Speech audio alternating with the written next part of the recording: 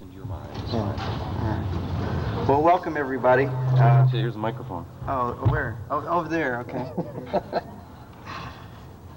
Was that it that moved? Welcome to our keynote presentation this evening by Mr. Todd Rundgren and Mr. Richard Garriott. We're thankful that you're fed and dry and you've found a place to park.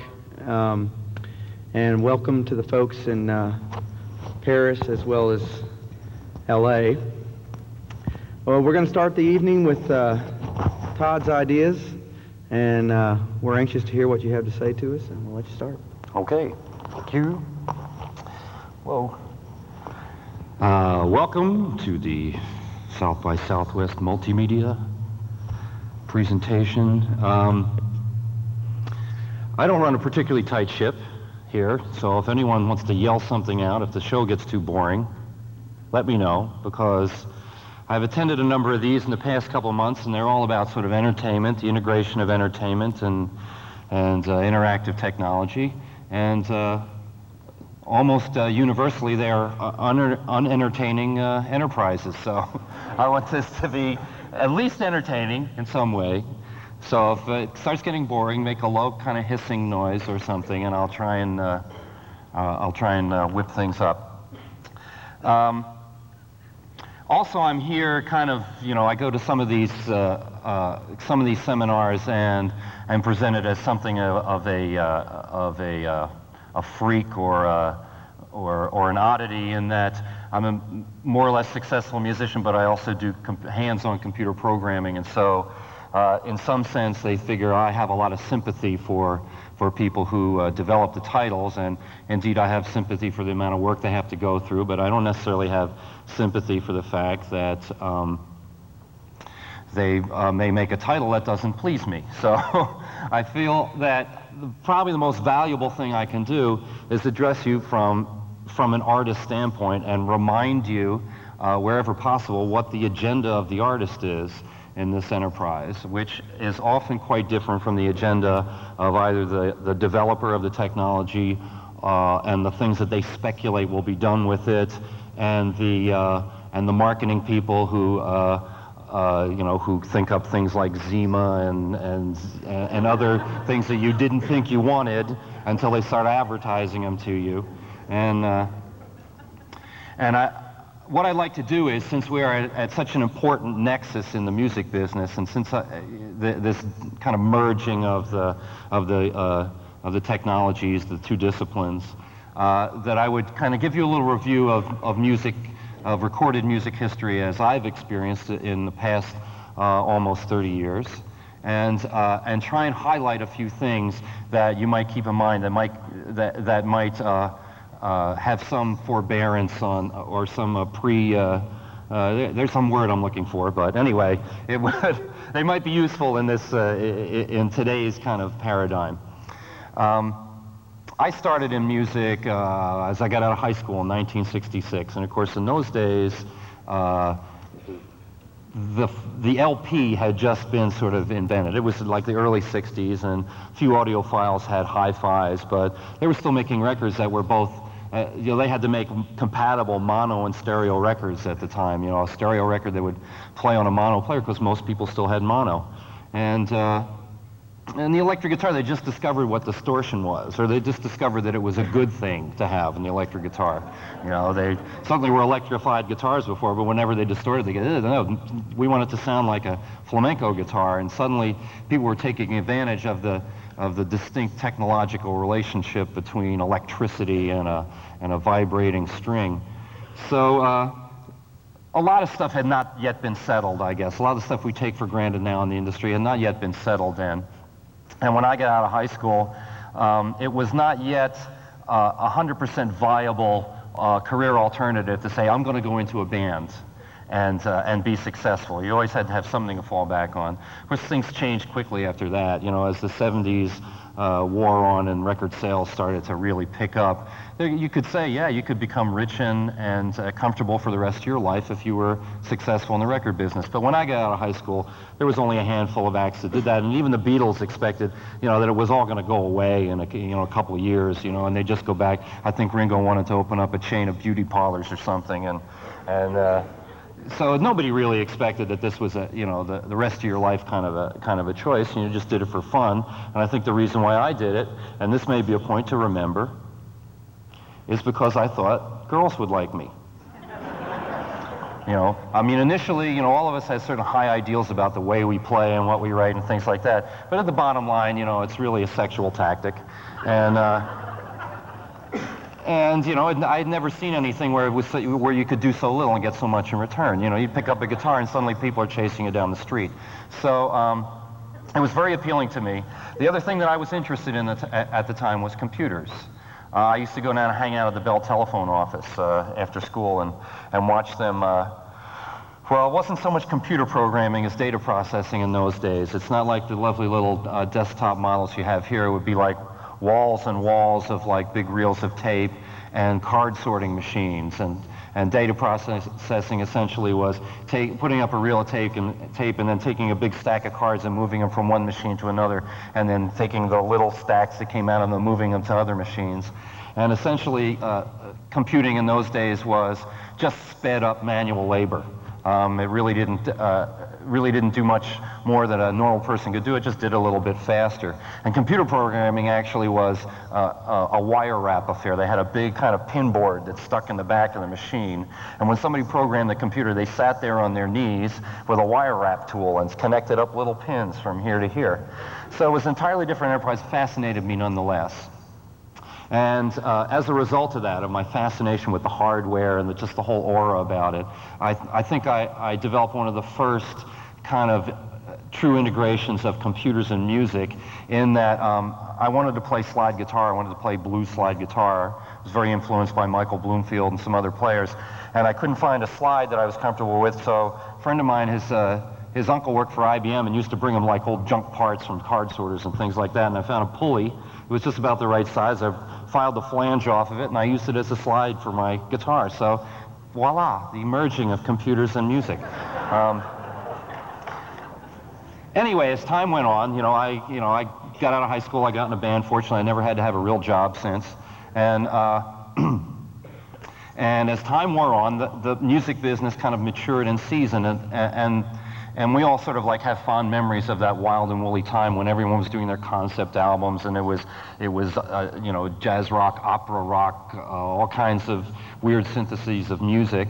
And then then two things happened in the mid-'70s. Kind of, some people consider them wonderful, some people consider them horrible. One of the things that happened was the development of what they call the Arbitron rating system, which essentially locked down making records and making recorded music as commercial art. Before that, you had a certain amount of respect for an artist who went out and did something that wasn't ostensibly commercial, that was ostensibly experimental. But radio decided that they could not follow what was going on, and so they developed this system of rating records, whereby they would the record companies would send whatever it is, their potential releases, to someplace in Atlanta or something like that, and they would hook up a cross-section audience, a so-called test audience, or a representative audience, up to wires and give them dials and things, and they play the records for them, and then depending on what kind of rating the record got, the record company would or would not release it, or would or would not give it a reasonable amount of promotion depending on how it came back. Well, this obviously had a stifling effect on music, because that particular, whoever that so-called core audience was, whatever their taste was, became the taste of the entire national radio at that point. So that really kind of like clamped down music as an experimental and in some ways a fine art expression, because from that moment on, let me tell you the other event before I get too hyperbolic. The other event was Frampton Comes Alive, which before that there was no such thing as a multi-platinum album. No, not the Beatles, not the Stones, not anybody. Nobody sold multi-millions of albums. A gold record was your ideal. One platinum album, that was a phenomenon. The market was substantially driven by singles. That all changed when Frampton Comes Alive made it successful. Suddenly record company dollar signs go off, you know. Anybody who doesn't sell a godzillion records really is not in this business. And not only that, it made record companies appealing to multinational corporations. So all of the independent labels eventually got bought up, and now they do not exist anymore. They are all part of conglomerates, and there are only 6 labels really in the world. Of course, there are independent labels. Anyone in this town is free, anyone in this world is free to put out a record of their own if they want, but in all likelihood it won't get on the radio and it won't get in the stores, and the only way you'll be able to sell to people is through ads in magazines or the internet or something like that, and we'll get to that, of course, later. So anyway, these 2 salient events essentially changed music significantly, at least the music that you're going to experience. The pipeline of music that people got to hear got really narrow.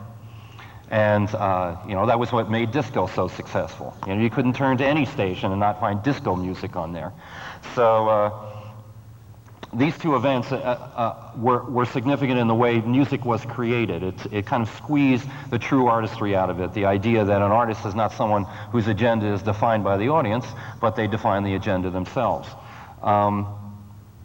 Then as time went on, other technical things happened that changed the audience's attitude about music.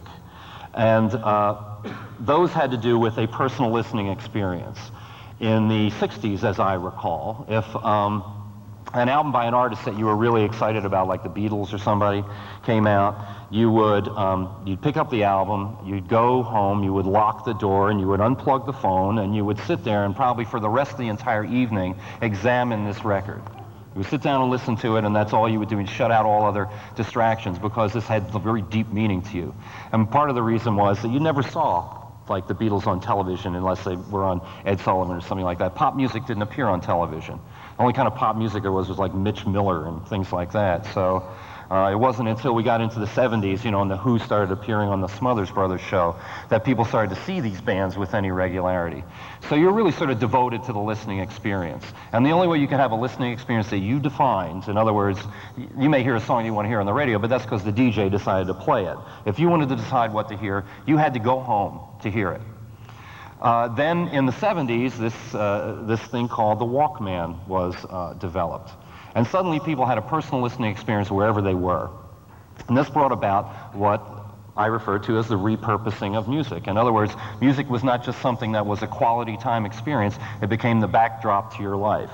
So you could listen to it while you're jogging, or while you're on the subway on your way to work, or while you're doing your housework, or any other thing. CDs furthered this because they made the music more compact, and CD players, of course, are portable.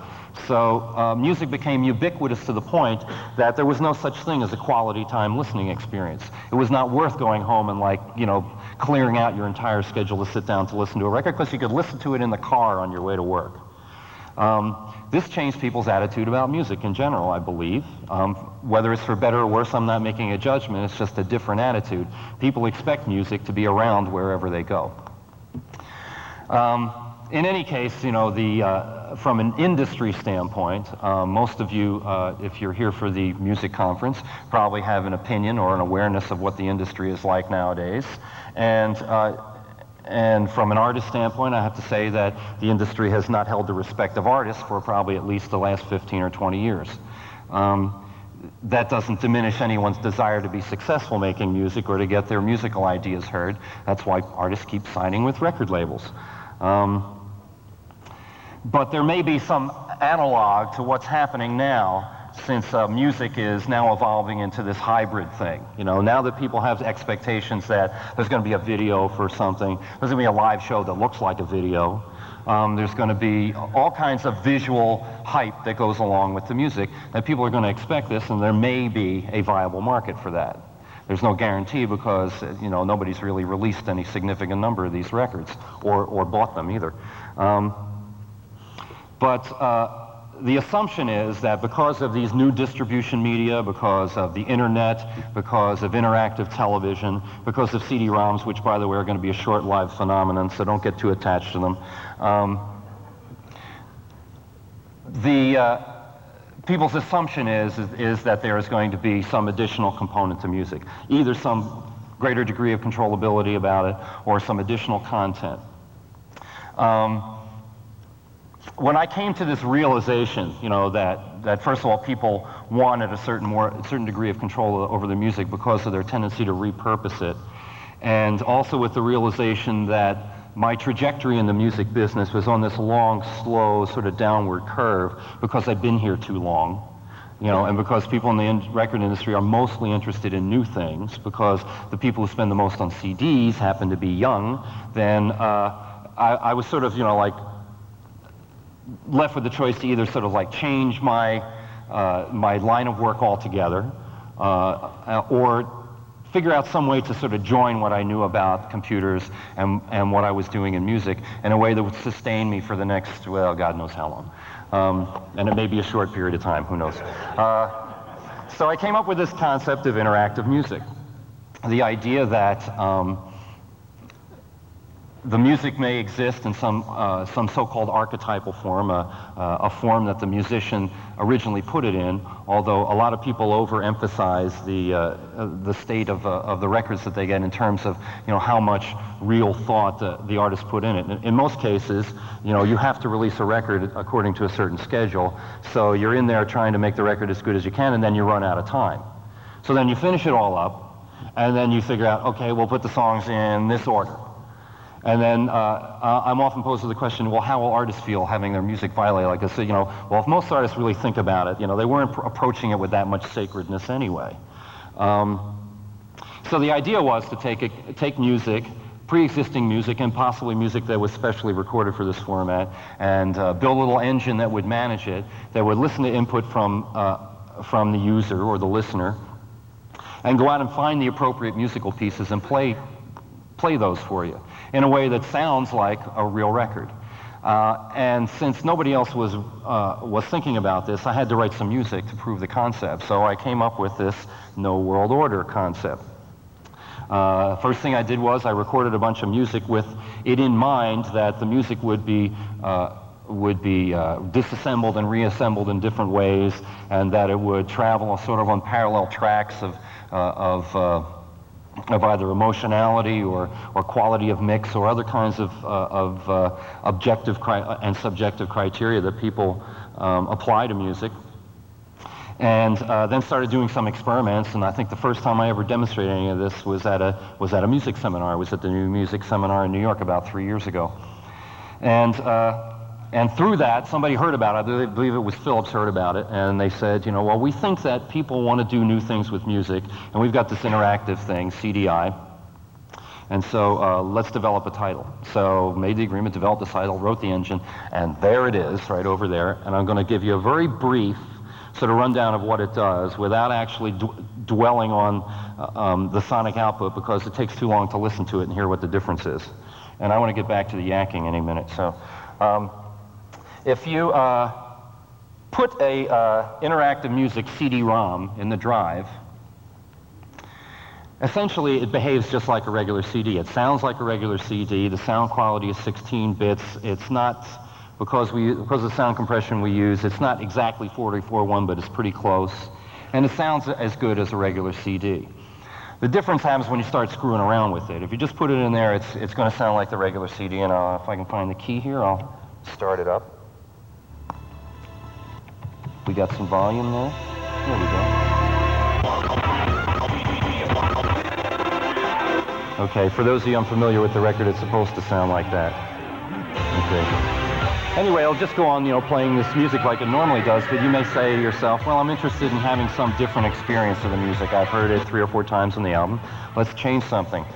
The first thing I did was I took all of this musical data, which turned out to be about 933 4-bar bits of music. And I went to 4 producers that were friends of mine.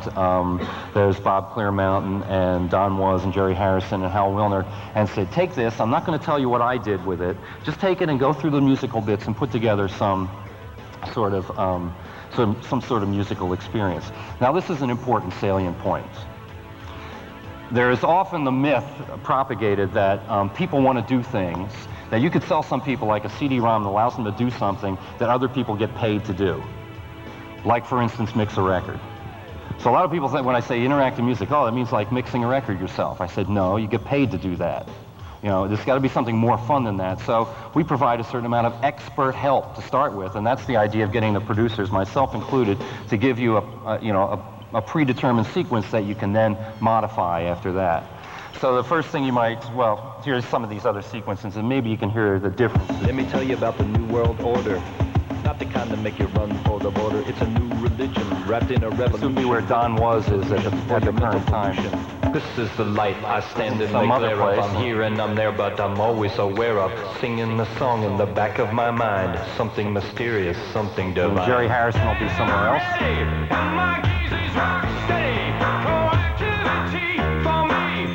And then there's Bob Clearmountain and some whole other place in the music. So the end result is that in this particular case, you got the equivalent of like 5 albums, 5 different versions of the album all running at once. And it depends on the musical taste of the producer, what kind of experience you'll have. So once you've done that, you may decide to get really sort of wacky with it. And one thing I'm going to do right now is take control of the direction of movement through the script. Since we're playing a list of events, you know, like for instance, Jerry Harrison's script says, play this verse from this song, and then play this chorus after that, and then play this instrumental section. It's not the sound laid out linearly on the disc anymore. So we can traverse that list in any direction we want. We can go through it the normal, you know, one step at a time through it, or we can actually listen to the record backwards from the end to the beginning.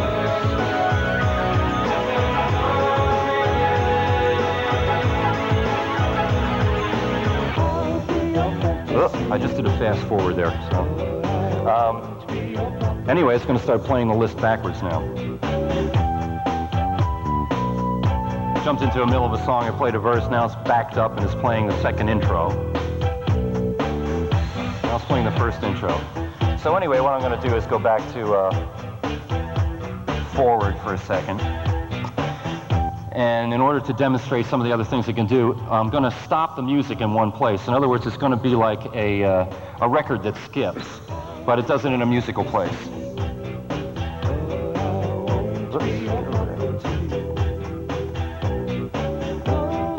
Okay, listen to the music a second.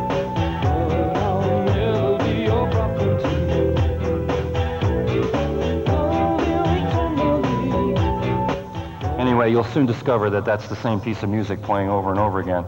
So you say, well, you know, I've gotten to the verse in this, to the chorus in this song, and there's all this like instruments and stuff in the background. I can't understand what the singer's saying. So I like to alter the mix a little bit. I'd like to have a slightly more sparse mix. So what I'm going to do is bring down this this kind of range control, what we call slack, which determines your range of selection. And listen to some of the mixes. Okay, let's listen to a sparse mix. Let's take some of those instruments out.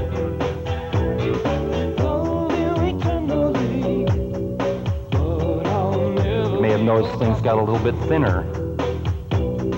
Conversely, I'll see what we can find in there. Let's get all the instruments that are playing in there, see what that sounds like.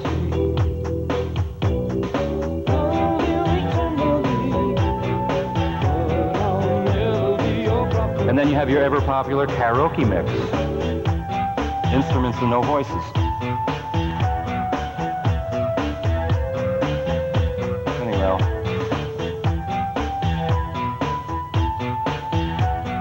So, other things you can do with the music, at least in this particular version, this is not a limitation on what kind of vectors you have control over.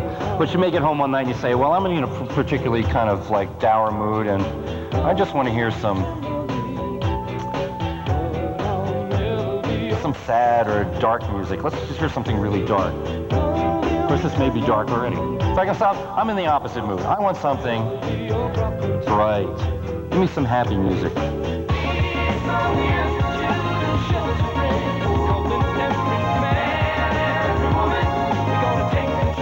So if we take off the whole control, then it will make substitutions all through the...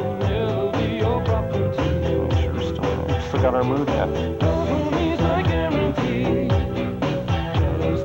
Cancel cancel that. Another thing you do is like you're at a party, you know, all your friends are there and you want to dance really fast, work up a sweat, you know, so you say, well, I don't want the tempo to drop down any lower than, I wish I had a mouse pad. There we go. Bring that down really tight. Well, say this is a lovely medium tempo song, but we're in a really raucous mood, so give us the fastest music you can find.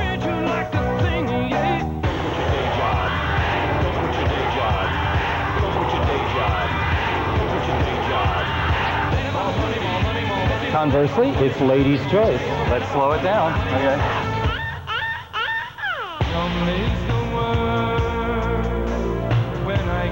Anyway, I didn't want to get hung up on this. This is essentially how it works, or it's the basic concept, let's say.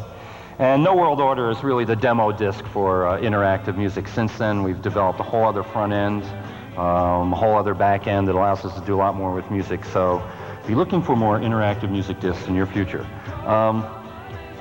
Anyway, one of the things I really wanted to dwell on here is certain myths and misconceptions about interactivity, about artists, about audiences, and generally, you know, the potential to have what may be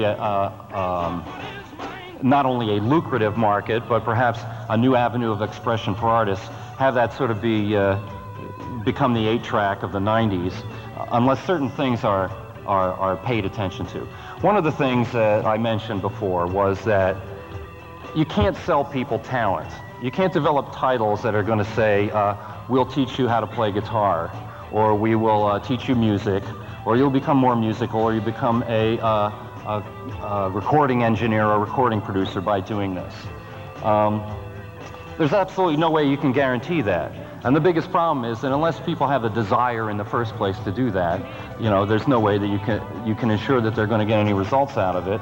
And most of the time, particularly as it pertains to music, if you ever had the desire to do it, there was nothing stopping you from doing it. For instance, you could always hum or use a paper and comb. You know, you don't have to go out and buy a $5,000 computer and a CD-ROM drive, you know, to be involved in making music. Music is more simply than the skill of making notes. It is the commitment to stand up in front of other people and do it. And in that sense, you know, that satisfying part that everyone believes musicians get out of music will never be available to anyone who hasn't made that particular commitment. And nothing you sell them will give them that commitment. They have to develop the skills themselves. They have to develop the attitude themselves to get up there and say what they have to say. And most importantly, and most problematically for any of these new titles, is they have to invest themselves in coming up with something worthwhile hearing in the first place, which is going to be the biggest problem. Because as far as I can tell, and you're all free to disagree with me if you want, there are too many goddamn records being made. There's too much crap music out there. I should know, I'm a DJ now, I get all of it. You know, anybody want to disagree? Equal time here, all right. I have a 2-hour syndicated weekly show, and it's not one of the sort of, you know, it's not a strictly alternative format. It's a fairly wide open format, so I get a lot of different kinds of records. I get Stone Temple Pilots, and I get Linda Ronstadt, all in the same mailing. And the stack of records that make it to the show is about this high, and the stack of records that will never be on the show is probably about this high on a weekly basis. This many records come in every week. You know, we're making too much music to start with, so part of it is because the demand for music is so high that you can always sucker a certain number of people into buying some records, you know, by a new artist or by an artist known but not doing their best work. The biggest problem now is that we're so anxious to get content into these additional areas. You know, this extra 100 megabytes that might be left on an hour-long CD. We're so anxious to just fill that up that we don't care what the hell we stick in there right now. We think people are going to pay $8 just to have that filled up. Part of the problem is that musicians have a hard enough time maintaining any kind of quality in what they do. And so there's no guarantee that they can do that, their first job. You know, how are they going to do the second job if they don't do the first job? Is it worth doing the second job if you don't cover the first job? That's when things really start to become, you know, cynical. You know, And that's when the market starts to take a nosedive, because it won't take too long for the audience to realize that's what's going on. The other problem in developing this additional content is making artists do things that they're not good at. Case in point for me has always been, a highly successful title on some levels, but a total failure on a level that's important to me, and that was Peter Gabriel's Explora disc, in which Peter Gabriel was constrained, under whose suggestion I don't know, to do something he's not good at, which is talk. That's why he sings. Anybody who's ever met Peter Gabriel is the shyest guy. I never stick in front of this microphone and have his head down like this the whole time, and suddenly he's talking to you the whole time. Part of the problem is he doesn't do that well. The other part of the problem is you see too much of him. Now he's been demystified. You don't care that much about him anymore. The thing that made you interested in him was not his countenance, was not his public speaking. It was the music that he made. And unless we can develop additional content with the same resonance that you expect out of the music itself, it's going to be a hypocritical exercise, and people are going to get hip to it, and the market will never appear. This is important to me because I believe I have developed a skill at expressing myself in other areas, or in synthetic areas that involve music and other disciplines, for instance, graphics or interactivity. And I would like to see that market happen. And I would like to see it happen in a way that that liberated people, in the way that the music business brought a certain liberation when the LP appeared, and the revelation that came to an artist like the Beatles that, hey, we've got 25 minutes worth of music we can mess with here. It's no longer 3 minutes worth of music we can mess with. And they rose to that challenge. It was not simply, a lot of people didn't rise to that challenge, obviously, but it wasn't simply plastering the 25 minutes with pointless sounds. It was a redefinition of the rules, and we are in the process of a redefinition now. If it's going to be a successful redefinition, we have to get our priorities straight. Priority is quality content. It is not worth filling up that 100 megabytes if it isn't quality content. I would say to the artist, forget that, make a 70-minute album. Make it all music. Don't bother filling up that other stuff unless you think you can do it in a way that's really meaningful, resonant, in the same way that you expect your music to be. In that sense, we could say there might be a whole lot of titles that would be perfectly justified because the music is feckless.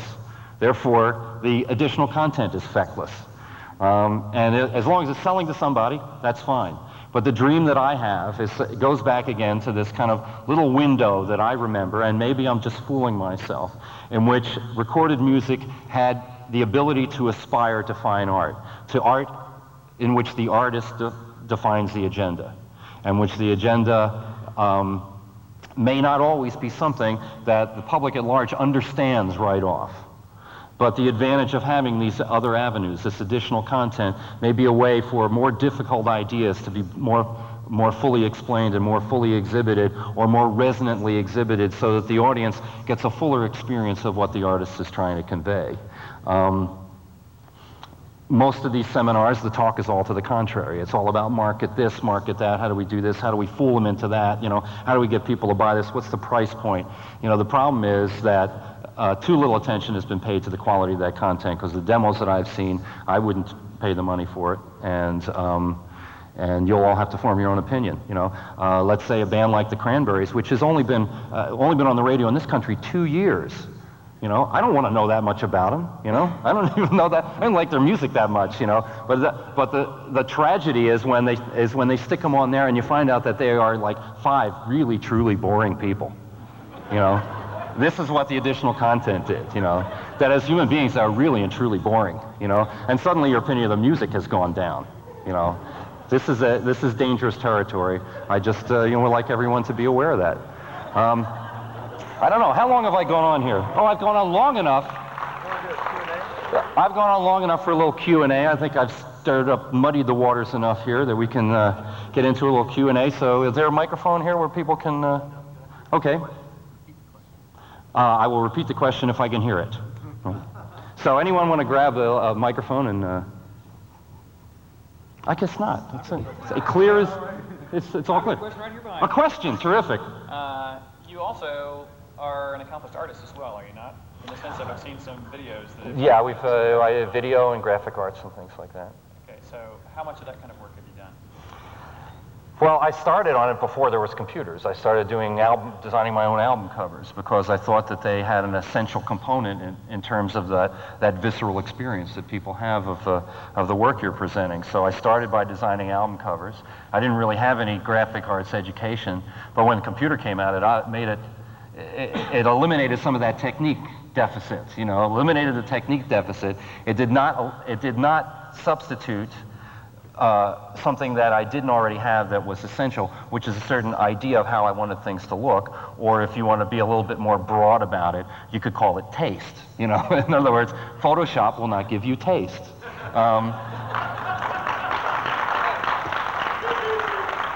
And it's a terrific tool and allows you to do work it allows me to do work I couldn't possibly do by conventional techniques. But it also allows me to do, terrifically ornate, sloppy, pointless, aimless kind of work as well, because it's so easy to do. And that, I think, is one of the big problems with these new tools, and one of the reasons why it's so difficult to get good content out is because of the distraction of the new capabilities. I've seen it happen often, particularly in graphic arts, but I imagine it can happen anywhere, where somebody is like doing something on a computer, and they get hypnotized by the image.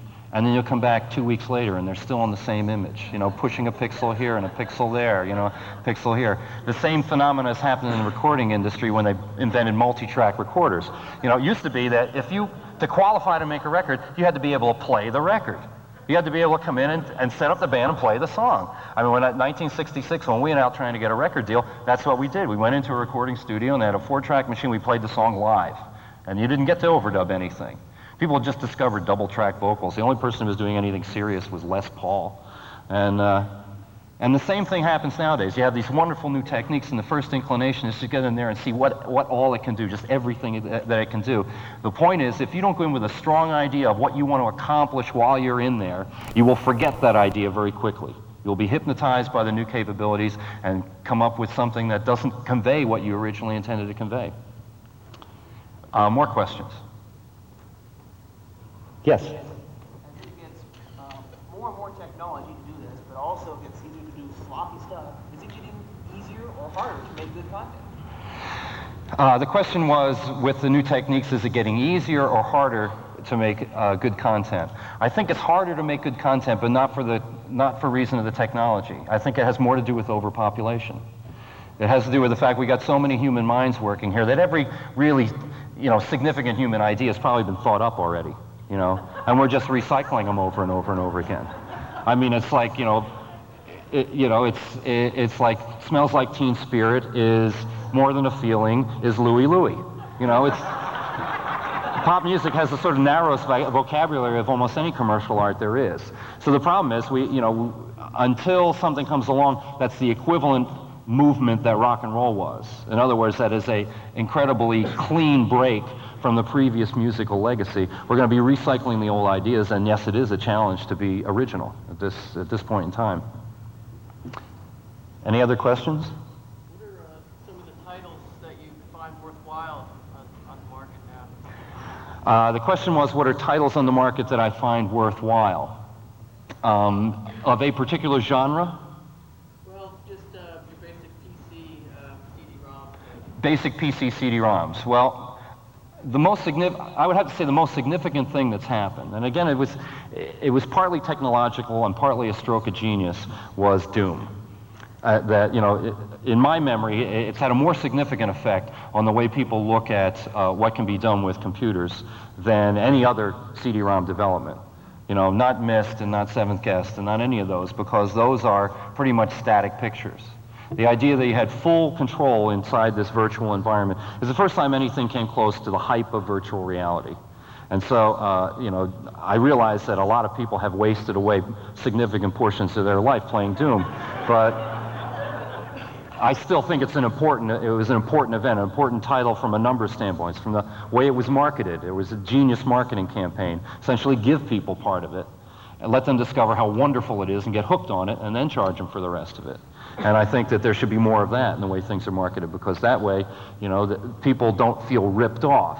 You know, if they get it for really cheap or almost nothing and they don't like it, you know, it doesn't burn them so bad. If they got to spend, you know, $25, $30, $40, $50, $80 for something and they're not satisfied with the experience, it'll be awful hard to get that second, get them to open up their wallet again.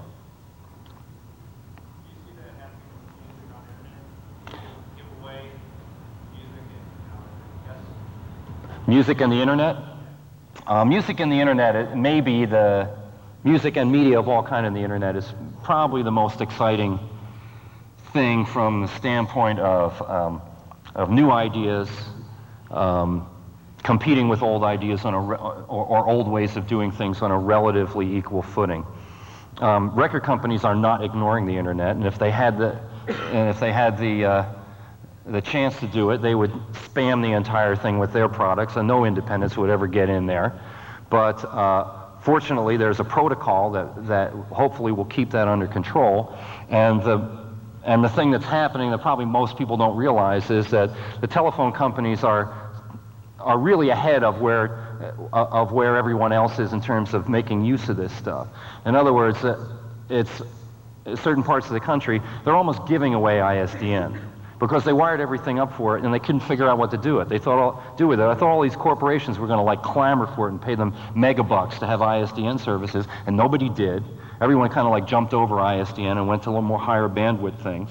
And also corporations discovered that they like to work in sort of conservative, old, stodgy ways often. And so in that sense, ISDN never became the business phenomenon that the phone companies expected, but now they have excess capability in ISDN, and it's going to be easy for consumers to get ISDN delivery. And with ISDN delivery, you could get from the internet 44.1 music in real time. And when that happens, that's the only way I'm going to deliver my music. So save those CD-ROMs, because they're going to be collector's items one day.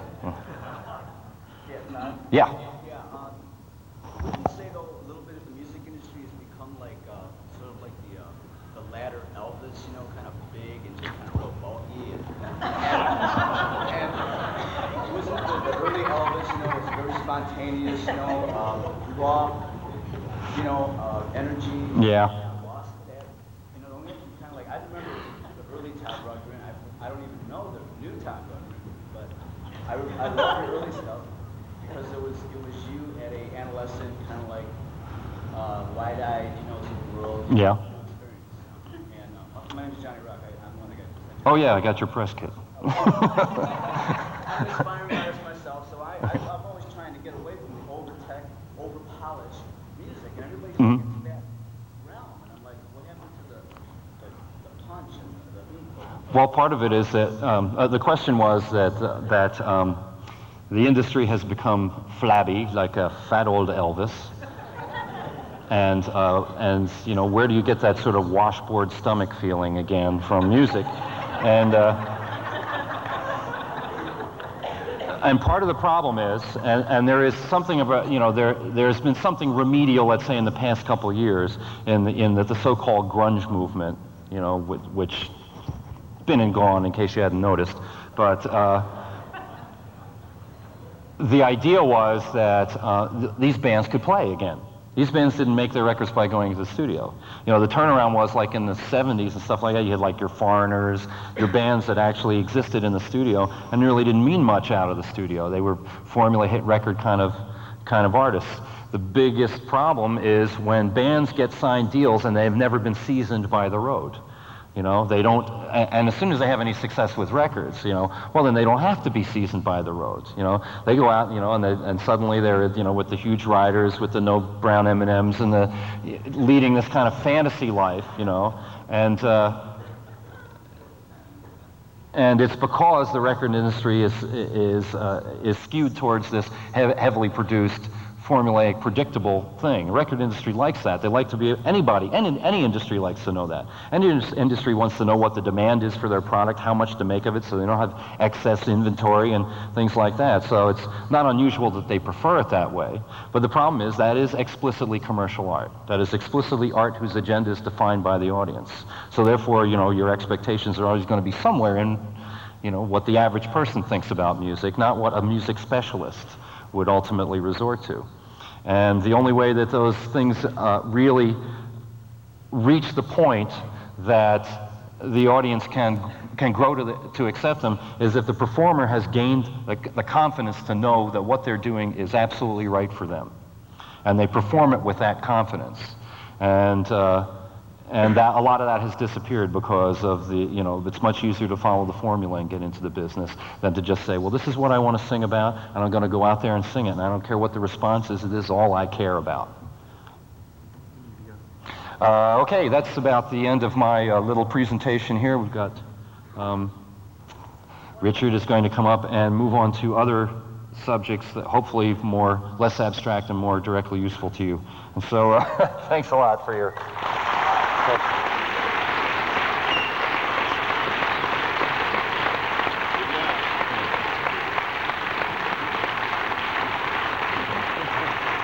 do some more too.